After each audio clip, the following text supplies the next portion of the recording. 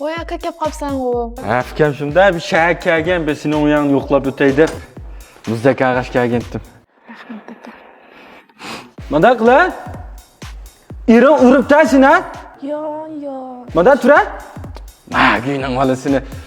Kana? Ya aka boldik. Koya ya koya. Aka boldik. Koya. Oy boldik. Ekştirip sınırlı mı uydun ma? Aka.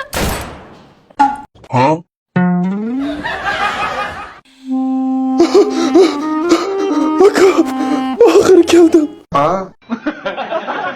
Sen bana kapınman. Üzerine vakitte yaxşı görüp ağan xoton bu. Kolları esa qattiq chiqib qoldi buni. Tutayımızdaki.